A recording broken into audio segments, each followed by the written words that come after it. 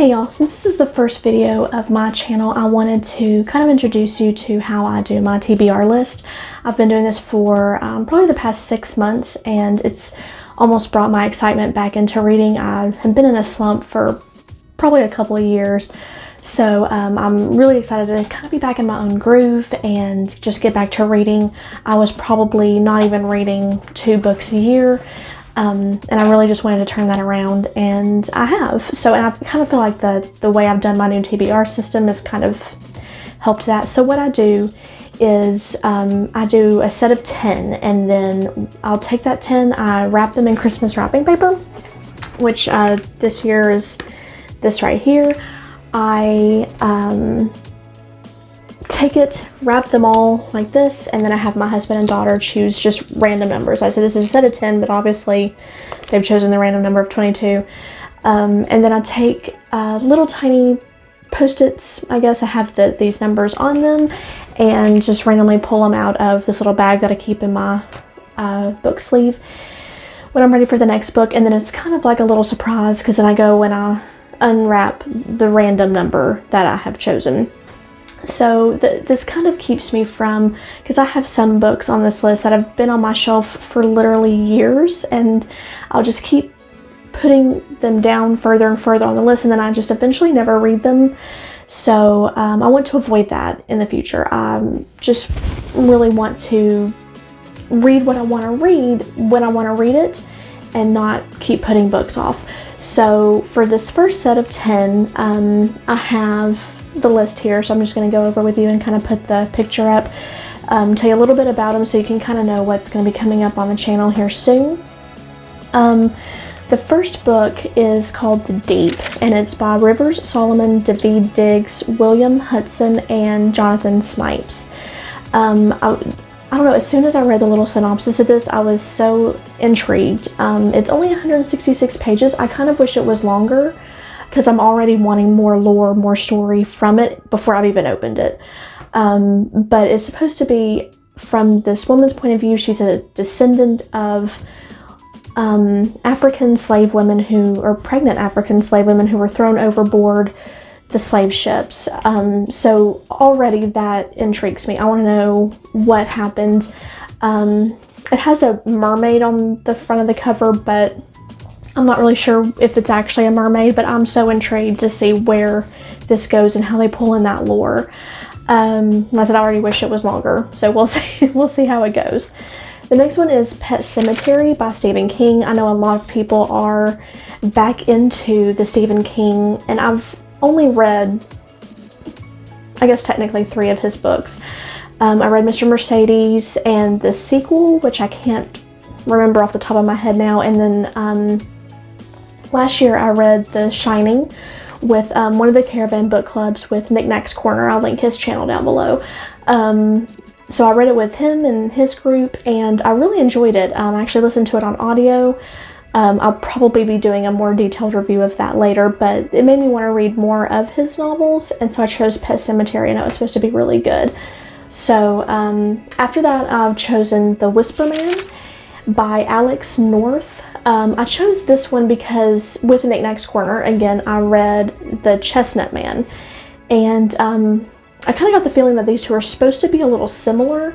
The Chestnut Man is really good. It's going to be one that I've already got up at the same time as this video, so go check out that review after this one. Give you more details on that because I really enjoyed it. The next one on my list is called Hoffa in Tennessee, and it's actually written by a lawyer from that area, and it's supposed to be about Jimmy Hoffa and his trial there in Tennessee. The reason why I wanted to choose this one is it's a nonfiction, which I kind of want to read a little bit more of, not too much. I normally don't read nonfiction, but Jimmy Hoffa is one of those people that I feel like everyone refers to him, and I sort of know his story, but I don't know any of the details, and I just wanted to learn more about it, and I happened to see it randomly at one point, and I put it on my list. I don't know, I was just really excited about that one. The next one is another one that I kind of don't know a whole lot about. It's called An Unkindness of Magicians, which reminds me of like The Unkindness of Ravens. I really like ravens. And it's about a magic system. I'm really intrigued in that one. It's got some really good reviews that I've watched. So I just put it on my list. Don't know a whole lot about it, but that one is by Kat Howard. So I'm really excited to get into that one. After that, kind of staying in with that magic thing, is A Discovery of Witches by Deborah Harkness. This is one that has literally sat on my shelf since it came out in 2011. It's been on my shelf since it came out, and I just kept putting it off, and I really don't know why. I'm still interested in reading it, so it's one that I put on my list, and as soon as I unwrap it, I'm reading it. So I'm excited to finally get it off my shelf. I don't put it on my shelf anymore. I just want to read it.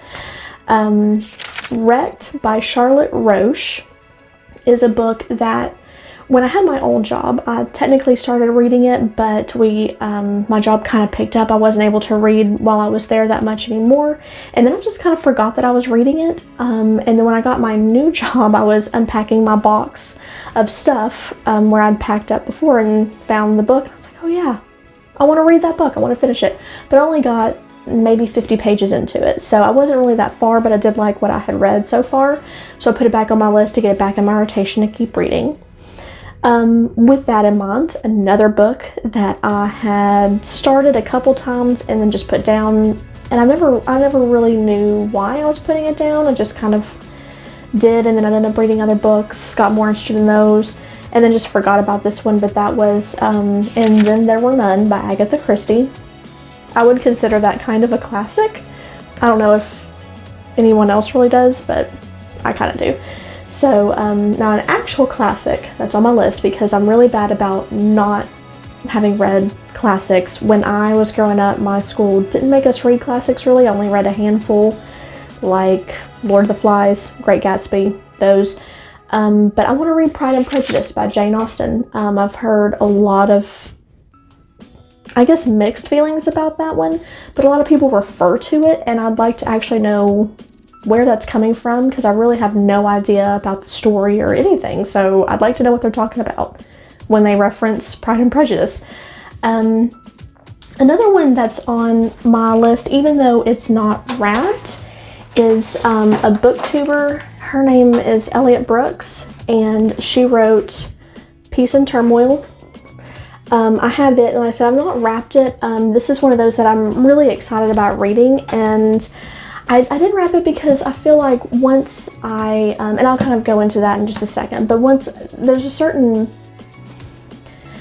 point in my reading that sometimes I may just need a specific type of book, so I have this one on reserve. So I may, if instead of going straight through these wrapped books, I may take a small break and read Peace and Turmoil, but I'm just so excited to read it that I kind of almost don't want to wait. What happened is the first book that well, I'll go over that in a second, I guess. I don't want to get too far ahead of myself. So right now I am reading The Final Empire by Brandon Sanderson.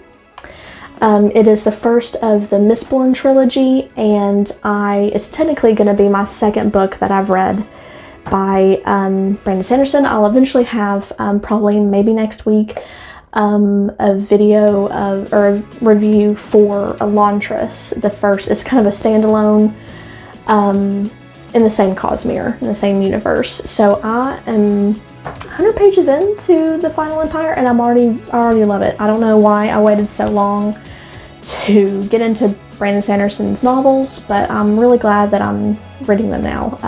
His writing is just very smooth, but I'll go more into that.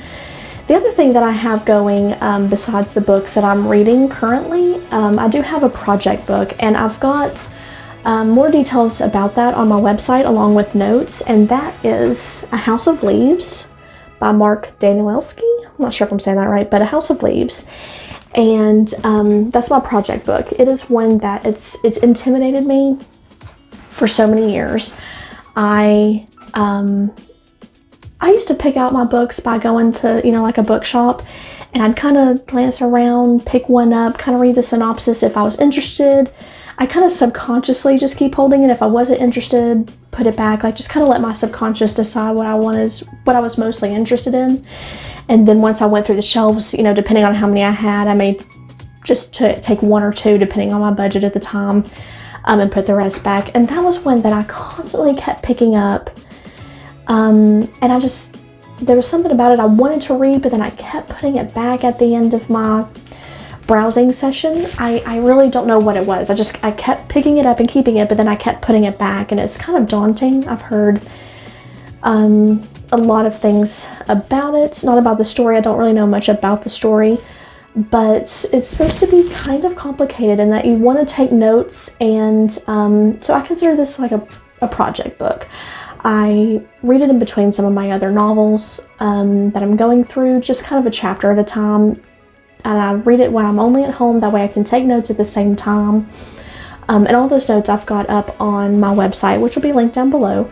So if you see something, like if you're reading it or you've already read it and you see something that I've missed in my notes, let me know down in the comments. I'd love to hear what you guys are reading with the House of Leaves, what you think is important, what I may have missed. Because sometimes I'm not the biggest, it's hard for me to pick up on, symbolism or something. Maybe I've just missed something. So let me know down in the comments below maybe what I have missed. So I've got that going. I also am going to try to read some Edgar Allan Poe.